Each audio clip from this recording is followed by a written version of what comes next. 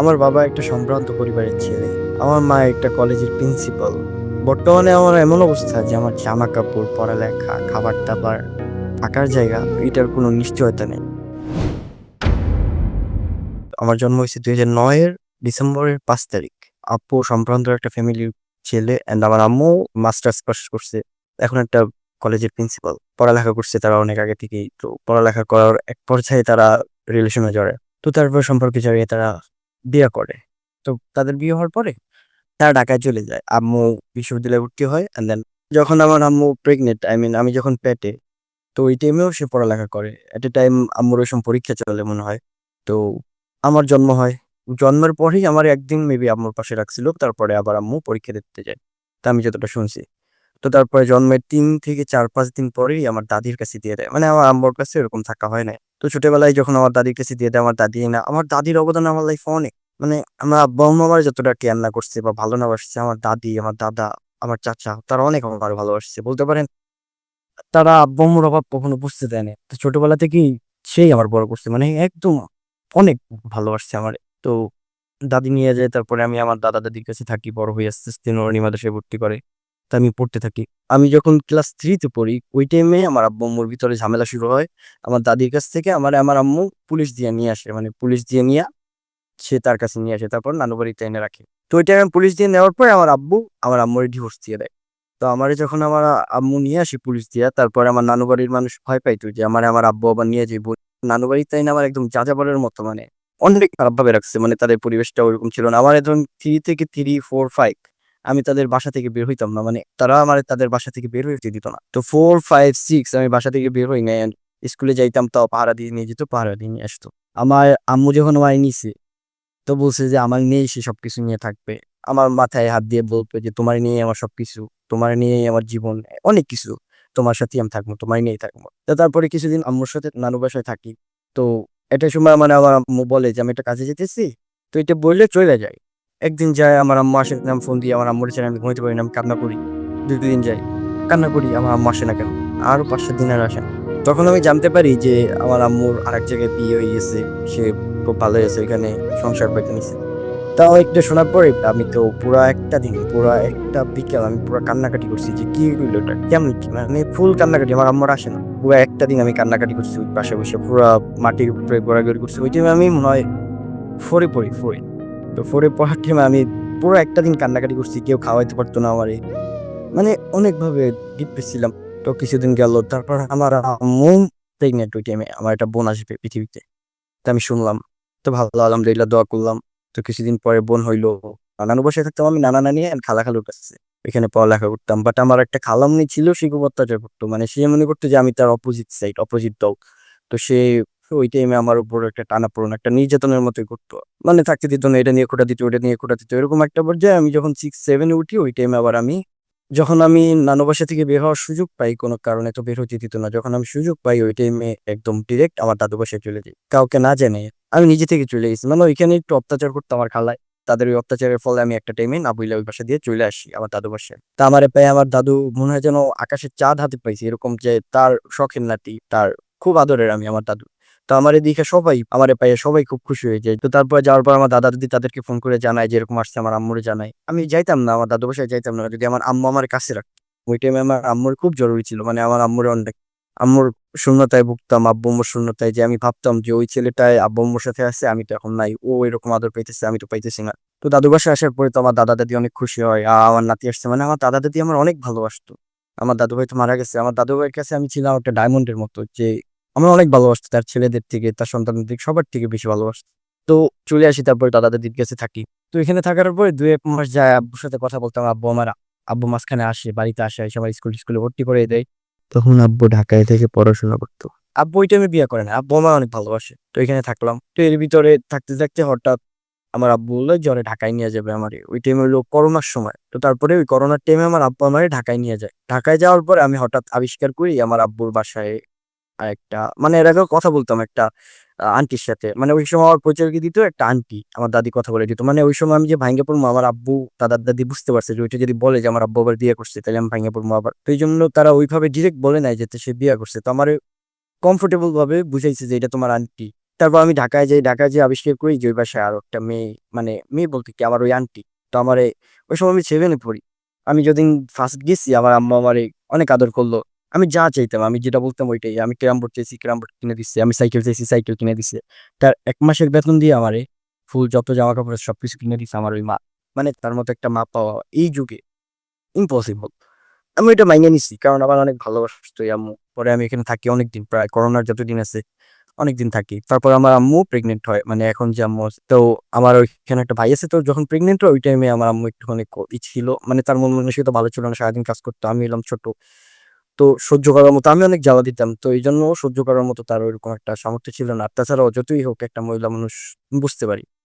তো ওই টাইমে এমন এমন দুষ্টামি করতাম যেগুলো সে সহ্য করতে পারতো না। তো এইজন্য একটু, একটু করে রাগ করতো। তারপর আমার আব্বু আমারে বাড়িতে নিয়ে আসে। তারপর আব্বু চইলা যায়। তো আমি আমার দাদা-দাদির কাছে থাকি আবার কিছুদিন। তো থাকার পরে আমার দাদু ভাই তো মারা গেছে। আল্লাহ তাআলা তার জান্নাত নসিব করুক। তো আমার দাদা বাসায় এখন কেউ থাকে না। আমার দাদি বাসায় নেই। আম্মু আব্বু ঢাকা। আমার আব্বু চাকরি ছিল না। অনেক ফাইন্যান্সিয়াল অনেক প্রবলেম ছিল। আমার আব্বু আমারে খরচ দিত না। একটা প্রবলেমে আমার আম্মু আব্বুর ভিতরে ঝামেলা হইছে। তো ওই টাইমে ফ্যামিলিতে অনেক বড় প্রবলেম হয়। আমি বাড়ি থেকে না বইলে চলে মানে আমার যে প্রবলেমের কারণে ফ্যামিলি থেকে প্রায় আমি বিচ্ছিন্ন হয়ে যাই। তারপরে আমি ঢাকায় ছিলাম। একলা, একলা সার্ভাইভ করতাম। রেস্টুরেন্টে ছিলাম। রেস্টুরেন্টে কাজ করতাম। পড়ালেখা পুরা আউট অফ কন্ট্রোল। পড়ালেখা ওই সময় প্রায় ছুটে গেছে আমার। ফ্যামিলি থেকে অনেক দূরে চলে যাই। তো ধরেন লাস্টে যে ৩ টা বছর গেল না, ফুললি ঢাকায় ছিলাম। প্রায় ৩ বছর। এর ভিতরে আমার আব্বুর কাছ থেকে একটা টাকা বা আমার ফ্যামিলি হোক, আম্মু আব্বু কারো কাছ থেকে কোনটা টাকা নিইনি। আমার স্কুলের খরচ, আমার যাবতীয় এখনো যত জামাকাপড় আছে, যত কিছু আছে, যত চলাফেরা, যত কিছু ফোন, আদার্সের যত কিছু আছে সবকিছু আমার নিজের টাকা। তো আমার আব্বুর উপর আমি কখনো চাপ দিই নাই। যখন আমার আব্বুর চাকরি ছিল না, আমার আব্বু এখন অনেক সার্ভাইভ করার জন্য অনেক ট্রাই করছে। আমার আব্বুর এখনো চাকরি নেই বলতে গেলে। তো এখনো সে অতটাই করতে পারে না। আমার প্রাইভেট স্কুলের বেতন কেউ দিত না। আমার আম্মু দিত না, আমার আব্বু দিত না। তো সবকিছু আমিই চালাইছি। লাস্ট ৪ থেকে ৫ বছর ধরে সবকিছু আমার টাকায় চলে। তারপরে ঢাকা থেকে আসি পরীক্ষার জন্য, এসএসসি পরীক্ষা সামনে।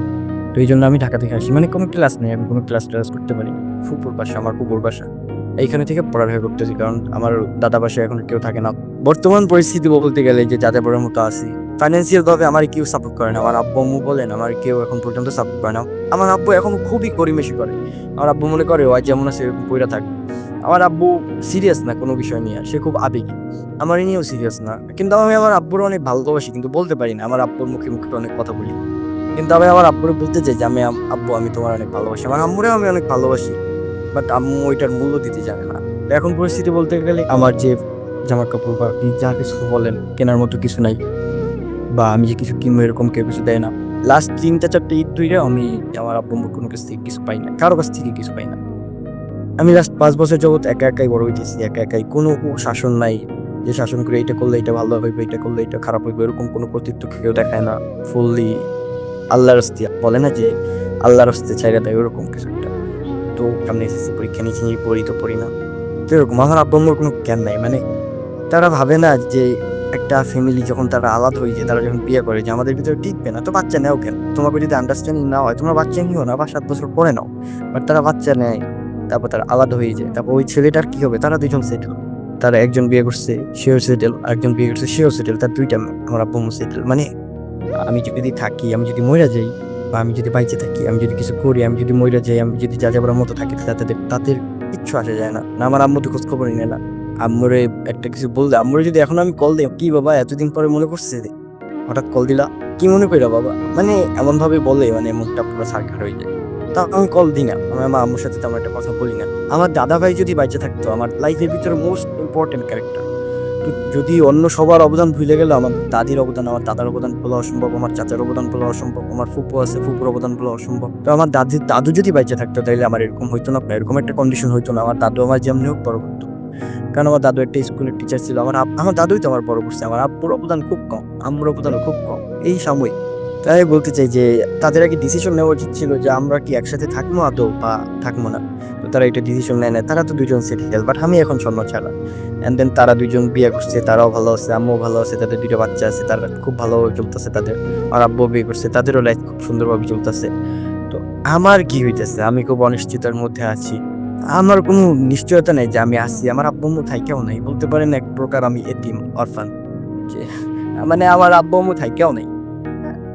কেমনে বুঝামু? যে আমার আব্বু-আম্মু আছে বাট আমি ছন্নছাড়া। এই যে এখন আমার যেখানে দরকার এখন সাপোর্ট, সেখানে আমার সাপোর্ট দেওয়ার মতো কেউ নাই। আমার আব্বু একটা সম্ভ্রান্ত পরিবারের একটা ছেলে, আমার আম্মু একটা কলেজের প্রিন্সিপাল। তো তাদের আমার দেখার কোনো টাইম নেই। তো এখন বলতে পারেন এক প্রকার আমি ছন্ন ছাড়া, নিজে যা করো নাই আল্লাহর রাস্তে, যে তুমি বাইচে থাকলে থাকো, তুমি যদি মইরা যাও তাইলে একটা বোঝা নেমে যায়। আমি যদি মইরা যাই তাহলে সবার উপর থেকে একটা বোঝা নেমে যায়। আমি হলো অনিশ্চয়তার মধ্যে আছি এখন, যে পইরা আছি একটা আত্মীয় বাসায় ছন্ন ছাড়া। আমার লাইফটা এরকম ছন্ন ছাড়া হইলো কেন? আমারও তো সোনার চামচ মুখে নিয়ে বাঁচার অধিকার ছিল, আমারও তো অন্যান্য ছেলেদের মতো থাকার অধিকার ছিল, আমার আব্বু আম্মুর আদরের দরকার ছিল। এগুলো নাই কেন? আমি এগুলো কেন পাই না? তারা কেন ভাবে না যে ওর কি হবে?